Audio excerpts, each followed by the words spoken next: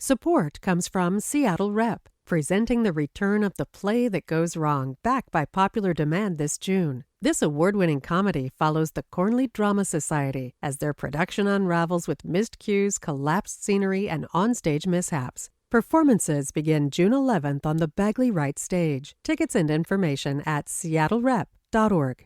You know, every day on Up First, NPR's Golden Globe-nominated morning news podcast, we bring you three essential stories. At the heart of each story are questions. What really happened? What really mattered? What happens next? At NPR, we stand for your right to be curious and to follow the facts. Follow Up First wherever you get your podcasts and start your day knowing what matters and why. Finding love can be so weird these days. You're swiping on people and writing these oddly detailed profiles and bearing your soul on the off chance the right person comes along. I doubt dating has ever been easy, but my goodness, the digital age is unique. Which is why the main character in Seattle author Sonora Jha's new novel decides to take a big swing to find the right man for her. She holds a swayamvar. It's an ancient Indian custom in which suitors compete in a feat of will and strength to win a beautiful princess's hand in marriage. Fabulous.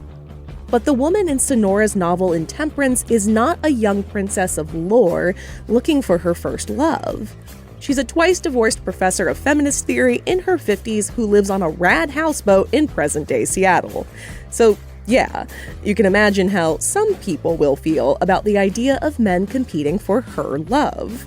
I'm Katie Campbell, and you're listening to a bonus episode of Meet Me Here, KUOW's Arts and Culture podcast. The KUOW Book Club read Sonora's fantastic novel in May, and I sat down with her on May 21st in front of a live audience at the Seattle Central Library. We talked about love and aging and the kinds of feats she'd want men to complete to win her hand in marriage. Sonora's leading lady in this novel has big personality. I want to be her best friend. And the reader gets to know a lot about her. Some very intimate stuff, in fact. But we never learn her name. So that's where Sonora and I started our conversation. So there's parts of her that are me. A lot of her interiority is me. Some of the structure is me, but I don't live on a houseboat. Yes, I have a dog. Yes, I'm twice divorced, but that's details, And no, I haven't had a swayamvar, nor do I plan to have one. But, in all seriousness, I think what I wanted was to reflect not just this point of life that a lot of us find ourselves in. A lot of women in middle age find ourselves single. At least I have a lot of friends. Maybe I'm attracting the others that are single, but I know that this is increasingly a phenomenon where a lot of women are choosing to stay single, but are hopelessly romantic, right? So this woman wants, she's been single for a while, but has decided now she's ready for a third husband, but is not going to settle for anything, that men are going to perform feats to win her hand. And she feels like finally she's at a place in life where men would definitely have to measure up, right? And so I think those were, that place in life, those experiences alongside my friends, those were the things that spurred it on. And conversations with friends, when I mentioned this thing called a swayamvar, a couple of my friends said, oh, you should totally do the swayamvar thing. And I was like, no, I'll write a book about it. How about that? Writers can always live that, twice removed. And so, and I do have an adult son who can be a little much sometimes. So I think those pieces are from my life, and she's an academic, so those pieces. But then I took it to the next level of satire, sort of decided to self-satirize and see where that goes, and definitely poke fun at myself as well, but also exploit my own interiority and discover and, find surprise there as well. This is the part where I have to excuse all the suitors who showed up for Sonora's swayamvar this evening. There will be no feats. There will be no marriage, unfortunately. So why not give her a name? So I wondered about that because there was no name that was fitting. And I didn't want to give her a name with S because then people would say, oh, that's definitely her, right? And I kept thinking maybe I'll come up with a name later. And as I went on, I realized she's every woman and she's very particular. And I felt like leaving her nameless would have that quality of both drawing the reader close to say, this could be me, and also not too close where it feels like someone that you know or someone. And names are so important for me. They're so important in Indian culture that I come from. A name defines a lot, and I felt like that would in a way constrict her from all these things that she is, all these avatars that she is. And so going with the goddess themes, right, like that she is an avatar of so many deities that she herself loves. And so I just left her nameless. And then after I was done with my second draft, Miranda July's book, All Fours, came out. And I read that, and she had a nameless heroine. And I was like, there's something to this. There's something about this middle age where you are reimagining yourself, reconstructing your life, and shedding something about yourself as well. And that's like the namelessness of that felt good and appropriate to me. That's beautiful. And I'm glad you said that names are important to you because they're very important elsewhere in the book as well. They are signals, these nods to the deities that visit her, and these kind of unique figures who come in and out of the life of the professor is kind of how I started referring to her in my own mind. For example, she meets V, whose partner calls her the protector, making the connection to Vishnu, a deity of protection in Hinduism, very clear. Why did you use names to signal the presence of these figures? Was it as a nod to readers in the know, or was it also to help, white readers like me who might not be so in the know?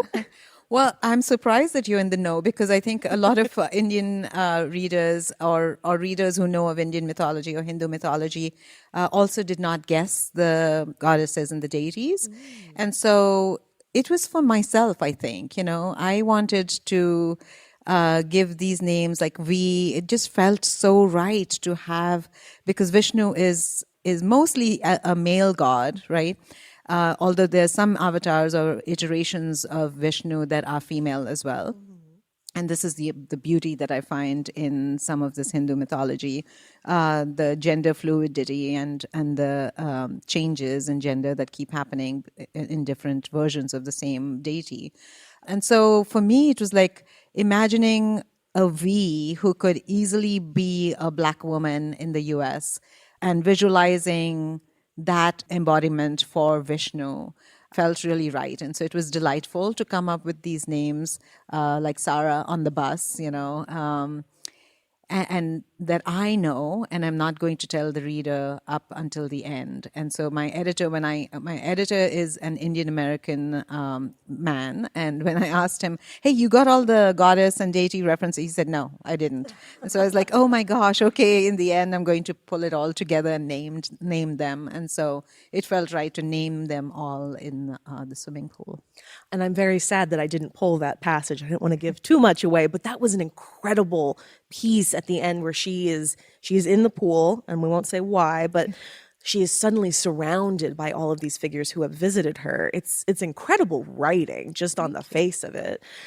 How much of this book, because it sounds like even just in these first few answers that a lot of this was for you. How much of this was something that you needed versus something you needed to give to the world? That is such an incredible question, Katie. And I mean, Katie is incredible. She reads so much, and her partner was telling me about exactly how much, like multiple books at the same time, which is amazing. And I think, I so appreciate that deep read, and for you to pick up on that. I think for me, this was definitely a book I was writing for me, and there were so many surprises in it, especially in the interiority, as I mentioned, right? Like in her thoughts, in the way she is perceiving the world. And for me, it was also a lot of making sense of things that I have been through and finding that there is a through line of joy and a through line of dreaming and hoping and believing, even in the depths of despair, that I know that somewhere in the depths of despair, in moments when I was going through some terrible times, I know that that version of me had believed in this version of me that exists today. And so writing her at this point in her life revealed a lot of that to me. And I think a lot of people, if they, especially women, if they allow themselves solitude, come upon this. And if we are allowed to be, and I say allowed because so much of patriarchy still rules that, even the deep internalization of what it means to be alone, what it means to be solitary, and is it just a phase, or don't worry, you'll find someone, you never know, right? People will still tell me that and pat my knee, when as they say it. And so I think this is a roundabout way of saying, yes, it was for me. Yes. Well, thank you for writing for yourself, because it ended up being for me as well. And I didn't even know I needed this. I'm skipping ahead in my questions because you just mentioned like the idea of loneliness and solitude and like, what does that mean? And I knew I would like this character from page 1 because she describes her years before holding the swayamvar as, quote, 9 years of revolutionary solitude. I just love that. The way of looking at that, being alone, that state of being alone is revolutionary and beautiful. And then later, maybe like halfway through the book, she asks herself, is the sumptuousness of solitude as sexy on a woman as it is on a man? And I like that question so much that I'm going to put it to you now. Is solitude as sexy on a woman as it is on a man? I don't know. I think it is. I feel sexier when I'm alone. In a way, right? Where it's not performative. It's the deepest version of myself. It's the most sensual version of myself for myself, right? And where I am discovering myself, and it's so way beyond touch and beyond everything else. And it's sexy. And in the outward public facing version of it, what it shows up as is confidence and as a certain way of moving in the world that I do believe once we know ourselves and don't care about the way we appear, I see nodding in the audience, the way we appear to people, or the performance of womanhood, the performance of sexiness, the performance of beauty. Once we move past that, and even though we may enjoy it, like I enjoyed mixing and matching today and putting on my pink lipstick, I enjoy that. And then I realized, like, this is for me, right? And maybe for you, Katie. And I think there's something beautiful and sumptuous about that. And I think we're just arriving at it. But very often we get scared of it as well, right? Like even now, sometimes I feel like, what if this is a big mistake? What if I'm just, lying to myself about loving my solitude? What if this is wrong? What if at 65 I hate it? What if at 70 I'm all alone? And it's just so... Then I talk to my therapist, right? And we hit the reset button because 10 years ago too, I might have been worried about this, right? There's that deeply internalized voice of the patriarchy. It's booming. It was booming at me in my 20s saying, get married, all your friends are getting married. Then I was divorced and it was like, well, before 40, if you don't find someone before 40, it's too late. So there it was booming. Now what? Now, I don't know, like before 70? I don't know. Right. So I feel like men always get to look amazing in their solitude. Men get to look amazing when they say, I just need my time. And so I go off into the hills and then, I recuperate and then I'm back after a month. And it's always good to see my wife when I come home. And, and I often wonder, like, meanwhile, she's been performing community. She's been performing everything else. And so it always looks sexy on them. And I think we're beginning to see it look sexy on women as well. It's definitely sexy on your leading lady. Like, she's fabulous. And she often describes herself, like, so she describes the solitude, how much she enjoys that. And then sometimes she will describe herself as lonely, like using that word, like she is lonely. And I just kept asking, really though? Are you lonely? There are so many people who come around her, who create this community with her because of this swayamvar. Do you think she really is lonely? Or is that just the patriarchy speaking to her? Another great question. So I started the book and I was like, if I don't get the word lonely down now, I never will, right? Because it was staring me in the face. And I was like, of course, people are going to look at this and say, this is me. And am I ready to embrace that word? Because it looks like failure, right? It looks like failure to the outside. It looks like if you're lonely, you failed. A friend of mine told me at one of my book events for this book, a South Asian woman friend who was leaving said, see, I knew that no matter how accomplished you may be, you end up feeling lonely if you don't have a man. And I was like, is that what you got from this? No. But it hurt a little bit because I was like, that's not what the book is about. And two, is that how you see me? Is that how you still see me, right?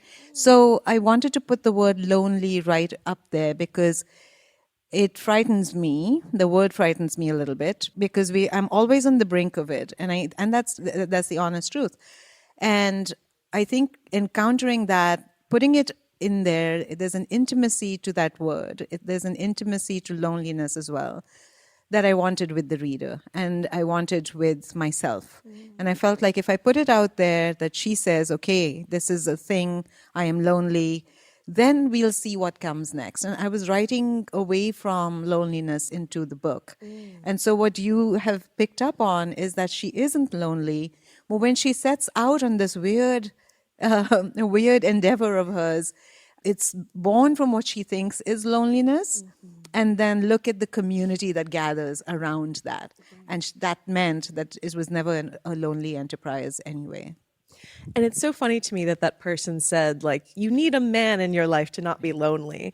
And before, I mean, there's one or two men who show up in productive ways, we'll say, in the book.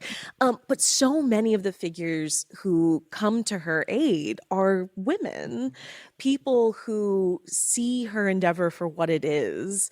And what I also loved about these people who come to her is they come in this like cascade of magical realism, which is not what I was expecting from you, Sonora. The laughter is so rooted in reality, like the world as we know it, even if the story is fiction. Why did you want to bring so much magic to this story? You know, I hadn't planned on that. I knew that goddesses were going to show up in some way, but I wasn't sure how I was going to bring them in.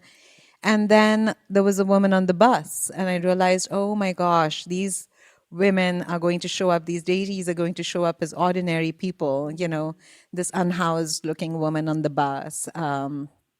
You know, the wedding planner, the dress designer, the wedding dress designer, and so many others, right, that were coming in. And I just started to enjoy that. And I don't read much magical realism. And I started to read around that. And I was just fascinated. And I was like, yes, of course, because these are, you know, the energies that we carry, like, especially with Hindu mythology, we make these references so casually, like, oh, yeah, you know, don't worry, Saraswati will help you with this, right? Like I'll tell my son if he's got an exam or something saying, oh yeah, Saraswati is going to be with you today, like as if she's a neighbor, right? Yeah. And so I wanted to bring that element in there. And then also with the visions that she's having, I wanted to bring something from the past in there. And because as immigrants, we live these lives where there are pockets in which we are showing up as, you know, the Americanized version of ourselves. And then we go and we hang out with our community and we sing Bollywood songs and we are that version of ourselves. And I wanted to bring this, you know, the dream of her ancestors, like, you know, this whole thing of like, you are your ancestors' wildest dream. I wanted her to have some of that something from her ancestry, especially because she's estranged from her family. And so I wanted to bring in this magical realism that she's having visions of something, a love story from the past that's giving her its blessings in the present. You know. Yeah, we'll talk about the coal that is like this unique time travel device that gives her these beautiful visions. But one of the surreal elements that reappears throughout the book is the image of a swan. The first swan is brought on the bus by this woman that you mentioned who insists it's her service animal. Hilarious. And she sits next to the professor with the swan, and they have this exchange that reminded me of like the witch that comes to the castle door in The Beauty and the Beast, who is seeking shelter, and because he does not give it her shelter, then she curses the whole castle. And so the entire time I was also thinking, please do not be rude to this woman. She will curse you. But the swan, let's talk about what the swan represents in the story. What does it mean to you? So many different things, right? I love the swan as the animal that accompanies Saraswati. She is always represented with a swan. And she's the goddess of wisdom and the arts and music and literature. And so, of course, I absolutely love her and seek her blessings all the time. And I'm not a very deeply religious person, and I don't even know as much about Hinduism as you would think I do. But growing up in India for sure, but as I've left India, I have become much more intrigued and interested and felt the presence of these deities in my life, right? From Saraswati, because I love literature and arts and everything, and sort of invoke that when I sit down to write. So the swan is an image with Saraswati, who's usually by a river. And so she's dropping all these hints to the professor. Let's call her that. I love that. She's dropping all these hints, Saraswati, on the bus. But the professor is not picking up on them, right? And so the swan is sort of like, right there, come on. What else do you think this is? And so I just loved the image of the swan going in and out. And of course, the swan is something that I've hidden in the end as well, which we're not giving away. But which you did tell me the secret, and so I'll say that there is a secret hidden message in the ending with the swan that I was very excited to learn. Now, I said before that I was worried that the woman with the swan might curse the professor if that interaction soured, turn her into a teapot maybe. And curses are a big part of the novel as well. And in fact, a cousin of the professor who she's never met, doesn't really even know is actually her family, never knew existed, starts sending her very presumptuous letters about a curse on their family that she has clearly fallen victim to by deciding to hold this thing. Can you sum up the story he sends to her for us? Yeah, I can you sense that I delighted in writing that character? I could feel it as I was reading it. I was like, Sonora knows this is going to get my goat, and she loves that. Absolutely. It's kind of like Oliver Harding in The Laughter. Yes. I love writing bad men or you're very good at it. Problematic men. And so there's this cousin who is about 10 years older than her. And she says something, I think, like, no matter how far away you walk away from, the patriarchal men of your life, they will find a way to get to you sometimes, even in your email, right? The boom of the patriarchy will arrive to you in some way or the other. So in her email, suddenly, she's flooded with these emails because she puts out on social media that she's going to have this swayamvar and she's going to do this wild and crazy thing. And so he's writing to her, telling her, you're just afflicted by this terrible curse in our family where women are wayward and they make these terrible decisions. Look at you, your men have left you. No matter that she divorced her men, right? It's always like, she just cannot keep a man, right? Your men have left you. Your son will not respect you. This is your time, your age to be giving out wisdom to people and, just like retiring. And so I think you're suffering from this curse, and I can help you, of course, right? I can help you, and you should move back to India and sort of like become a grandma. And I'll take care of you, yes, even though I've said all these wild things about you. I will take care of you, and I will take care of your needs. So yeah. So I think a lot of Indian women have told me they know this guy, they know this cousin. They all have a version of this cousin, and so I think universally, I think women know this voice, right? Someone who will come and explain to you why you shouldn't be doing this thing you're doing. Yes. Support comes from Seattle Rep, presenting the return of The Play That Goes Wrong, back by popular demand this June. This award-winning comedy follows the Cornley Drama Society as their production unravels with missed cues, collapsed scenery, and onstage mishaps. Performances begin June 11th on the Bagley Wright stage. Tickets and information at seattlerep.org. Hi, I'm Joshua McNichols. And I'm Monica Nicholsberg. We host KUOW's economy podcast, Booming. The Supreme Court has invalidated some of Trump's tariffs. And now there's a storm front looming between companies and their customers over who gets to pocket tariff refunds. On the latest episode, we checked with some local companies to find out how they're navigating the tariff turmoil. Find Booming on the KUOW app or wherever you listen. The professor starts to have these visions that you mentioned of these two young men and their families when she lines her eyes with the coal from another distant family member, the reveal of which is also fantastic. Why was it important to you that this very modern woman have these visitations from the past? That's a really good question, too. So I hadn't planned on that. It was going to be the straight narrative of, set in Seattle and going toward the swayamvar. And as I was writing this book, I started to feel this urge to go to Bihar, which is my father's, where he comes from, and this ancestral home in his village. And I hadn't been there since the age of 2 because it's a very patriarchal state. And my mother and, several of us had the sense that nothing good comes out of going there as women. And so I had never been there since I was 2 years old and had never had any interest in going there. And so I'm not trashing all of Bihar. It's got a lovely, beautiful history and culture, etc. But I never wanted to go to that home. And while I was writing this book, I was like, I am feeling this urge to go there because I have a feeling there's a story there that I want for this book.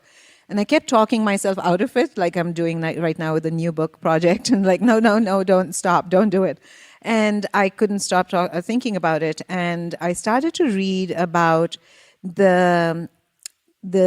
so this woman is a disabled woman, right? She walks with a cane and she's got issues with her legs. And so the professor. And so I started to read about the intersections of caste and disability and how Brahminical patriarchy, which is the upper caste patriarchy, which is very similar to white male supremacy in the US, how anything that is not beautiful and pure and male and, etc., is less than. And so a disabled person and a person of a lower caste are all looked down upon. And I was like, surely there's something with colorism, casteism, and disability that intersects. And so the more I read about it, the more I wanted to go. And I felt like, let me just go there. If there's a story, it'll come to me. And I went there, and it wasn't this queer story necessarily that came directly to me, but I'm here walking around in the lychee fields, the lychee fields, and the mango fields and stuff that my ancestors owned, and there's fewer of those fields now. But anyway, there was a story about a young man dancing at a wedding, and she said, the way he was dancing, I knew that this witch in the village had put a spell on him because that's what made him dance like a woman.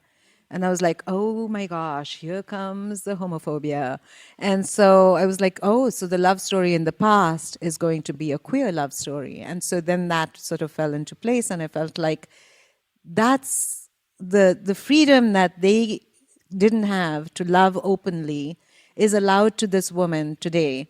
And here she is feeling a little bit afraid to exercise this freedom. And I wanted to bring those two stories together. And so for her to have these visions from another aunt who sends her this coal, and when she puts this on, this terrible story that her cousin is telling her about with homophobia, he's telling her this story about these two people, these queer lovers. And he's telling it to her in this ugly, angry manner. But when she puts on the coal, she sees the beauty in the relationship. She can have these visions of the relationship the way it actually happened. And so I just felt like that was sort of coming together for me. That if she was going to have this mansplained to her, she was going to get an opportunity to go see it for herself. Exactly. Yes. Because he does keep saying, like, I'll spare you the terrible details of what happened. And then the more she sees, the more beautiful it is. But I do want to stay with this very presumptuous cousin for just a moment, because in one of his terrible letters, he writes this. There are some who say that if you have had 2 divorces, which the professor has, the problem must be with you, not the men. But I am not one of those people.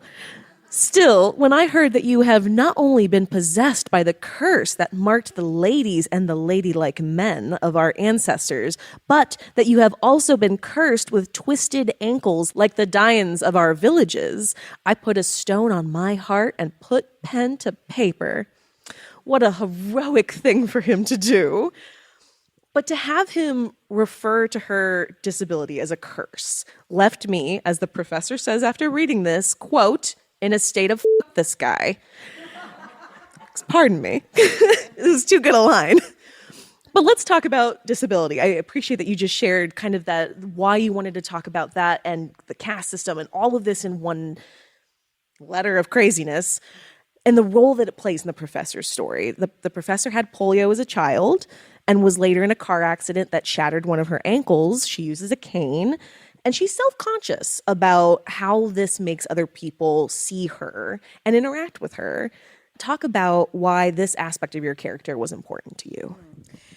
So I had polio as a baby. I grew up with that being, so there's a lot of stigma attached to disability in India.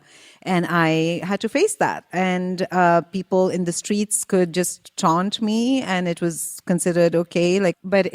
I definitely had low self-esteem because of that. And there's a deeply internalized ableism even now. And so this book was really to exercise a lot of that, right? I was like, I'm going to put this in here and I'm going to put this in here and I'm going to just deal with all these things that no longer are inside me. And I'm just going to put it in a book and it's going to be a beautiful book, you know? And so I wanted to have this character have those things as well. And the accident too. That's also something that's happened. And I don't get into much detail. It's just like, here she is. She's at 55. She has these things. Okay. We're not going to get into the deep things of that. But here she is beyond the hold of those things, beyond the clutches of those things, right? And so it was really important for me to do that because one thing too that I was disturbed to see is that we don't have much disability literature even in the US, right?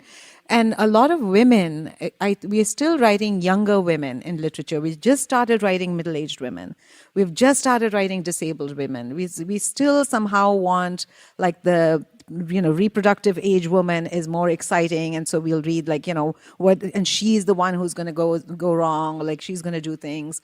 Who has agency, right? Like I feel like the power and agency that you can give to characters who are on the margins is far more interesting to me, and so. It doesn't come from a place of like activism, like let me write this social justice book. It's just like, these are the people I meet. These are the people in my lives, in my lives, multiple lives. There's the deities again. Exactly, the reincarnations. And, and the people that she meets as well, right? Like those are the people I meet in Seattle. The trans woman who's designing the dress for her, the queer relationships, and these are all my friends. And so I felt like, how is it activism if I'm just writing about my friends, Towards the end of the book, the meaning of the title, and this isn't revealing anything, but intemperance is revealed in this curse that's allegedly laid on the professor's family. And this is how that goes. I curse this family on behalf of another mother and from my own heart. May no woman married into this household ever bear a sturdy son. May your daughters henceforth be twisted. May they be willful and wayward. May they be Dian or Churail. May they bring your Brahmin family shame upon shame. May they be cursed with intemperance. And for the record, I looked it up. The dictionary definition of intemperance is a lack of moderation, which our fabulous professor certainly celebrates. I love that for her.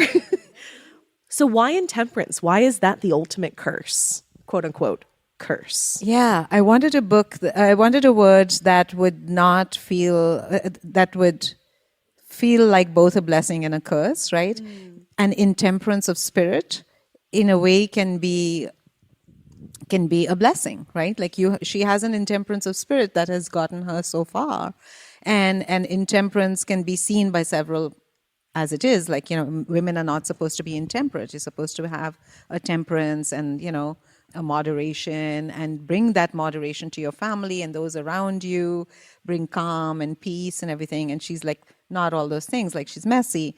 And so I wanted something that represented that. And, often I go between Hindi or Hindustani, a bit of Urdu as well, in my head when I'm looking for a word and I'm writing in English. I only write in English, and I'm writing in English, and I stumble upon a word and I feel like I want different words. But before I go to the thesaurus to look it up, my brain does this thing and looks for a Hindi or Urdu word for the same thing, and then see whether that word is represented or has a different representation or a nuance that I can then bring back into English and look for that word in English. So I was looking for something that was like selfish, greedy.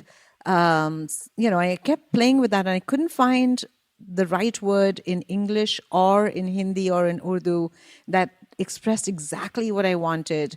And then I came across, from our regular vocabulary, and then I came across intemperance, and I was like, this is it. This represents exactly the curse and the blessing that I want this woman to be going through. What is it about intemperance for you that is like this thing that you wanted to write a book around, this kind of laudable thing?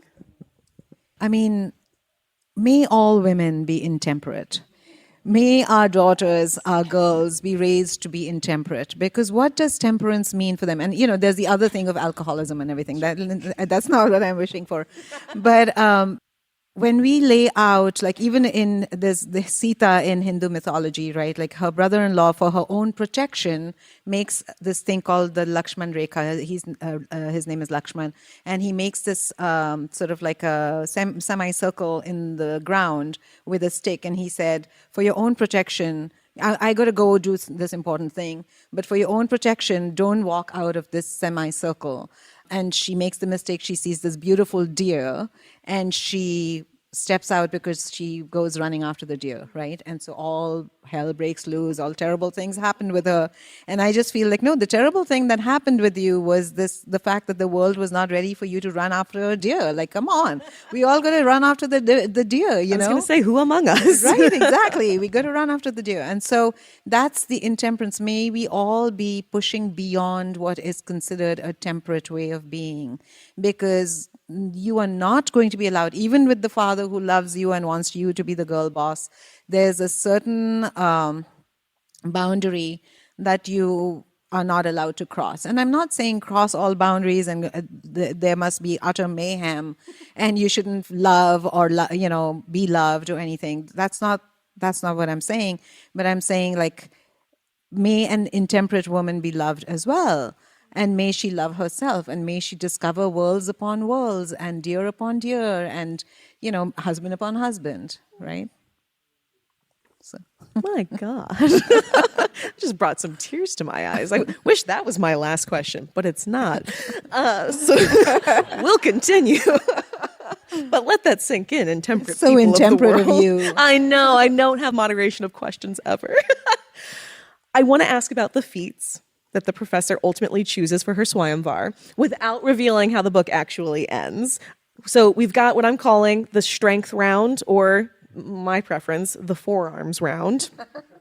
We've got the agility round. There's the focus or patience round. There's the wit round. And finally, there's the sensual round. And I don't want to take away the joy of trying to guess the rounds for y'all. So that's why I'm not telling you what the feats actually are. But why did you pick the feats that you did? So it's so interesting. I didn't know what the feats were going to be until the end. I was, as you can tell, I was writing toward the feats. I was writing this book toward the writing of the book. And in that way, it was so different from anything I've done before, where I've had to have plots and I've had certain scenes written and I know how these scenes, or at least I start building the scenes and constructing the narrative. And whereas this one was like, let's see where this woman's going next. Who is she going to meet next? What's going on? And I was getting a little bit scared that, oh my God, does she even have any feats? Like, what are the feats? And so as I was writing the book, I would get into conversations with friends and say, like, what would the feats be? What is a feat for a new kind of masculinity to appear, right? Like, what's the relevance of masculinity in its best form today, right? And friends would say things like, well, he should know how to cook. And I was like, both my ex-husbands were really good cooks. That was not enough, right? Okay. So no, that's not it. And well, he should do the laundry. I was like, nah, it's okay. And also like with cooking and laundry and stuff, like there are people who do it for you now. And so I'm like, no, you have like the meal delivery and everything. So that's fine. Like we don't need that in a man anymore. And so I kept just thinking of like, what are some things? And so I started watching men closely. That was a fun thing to do. And also start, thinking more deeply about like, what are the things that are both playful for her, right? Because she's not just looking for like this, like a god or something, right? She wants the like man. And so what are some things that are playful? What are some things that will touch her emotionally? What are some things that are also going to be a surprise? Like there are a couple of things that are surprises to her that she's like, what do you mean? And that weren't on a checklist, right? So she begins to, there are a few things that she plans as a checklist, which is, if there are people here who are single, you have your checklist, right? But there's also a time when you got to crumple up that checklist and throw it away, right? And so that's what I wanted. I wanted to bring that quality to the feats. Yeah. All right, my last question for you, Sonora, and it's one that I think our professor would appreciate after all of this that we've put you through. What kind of man do you want? Oh my God, is that your question or was that an audience question? No, that was my question. Oh my God, V asks the professor, so I feel, and you made the professor answer, so it's your turn. Oh, wow. I don't know the answer to that question. That's okay. I can ask an easier one. No, I'll answer. I'll give you my version of the answer. What I think is an answer is that I am delighted to not know, because in the past I felt like I know this is what I want, this is my checklist. I mean, there are some things I know I don't want, right? That's an easier one to answer, but I definitely don't want some patriarchal guy, and he wouldn't want me, so let's rule that out, right? So but I think I don't know, and I love that I don't know. Yeah. Okay, then how about this? What feat would you ask men to complete if they were trying to show you that they were the man for you? Oh gosh, okay, that's even harder. I think of all the feats, it's not the forearms. I mean, that's a different. That's a good one though. Okay. I think a feat of imagination. I think I'm fascinated and smitten when with people in general that have amazing imaginations and that I aspire to. And so I think someone with a great imagination would be great. And so if there was a feat, like there is one in this one, right? Like if there was a feat like that I could devise, maybe I should just go on dates and be asking them to perform feats, like little mini swayamvars. Exactly. You didn't know what you came here for. It wasn't just the coffee. It was like this feat, right? Yeah. Well, I love that idea. I've loved this conversation with you. Of course, Sonora Jha, author of Intemperance. Let's give it up. Thank you. Thank you. I spoke to Sonora for a KUOW Book Club live event in partnership with the Seattle Public Library on May 21st. You can join the KUOW Book Club at kuow.org/books. Thanks for listening to this bonus episode of Meet Me Here. Meet Me Here is produced by KUOW, a proud member of the NPR network. It's hosted by me, Katie Campbell, Dyer Oxley, and Jeannie Yandel. And it's produced by Brandy Fullwood, Kyle Norris, and Matt Martin. Our editor is Phyllis Fletcher. You can find more and support the show at kuow.org/meet. I'm Katie Campbell, and the feat I'm asking y'all to complete is to meet me back here on Wednesday for our next regularly scheduled episode.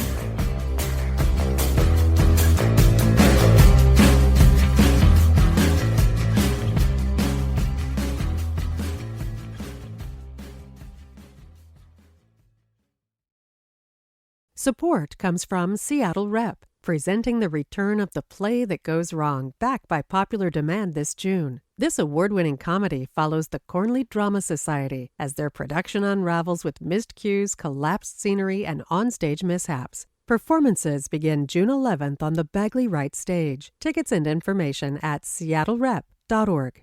Hey, I'm Brandy Fullwood, host of Seattle Eats. On the latest episode, we talked to a chef who's worked at our city's top special occasion spots for years. He tells us about his favorite spot for special occasion sushi and what it takes to become a favorite regular. Listen to Seattle Eats on the KUOW app or wherever you get your podcasts.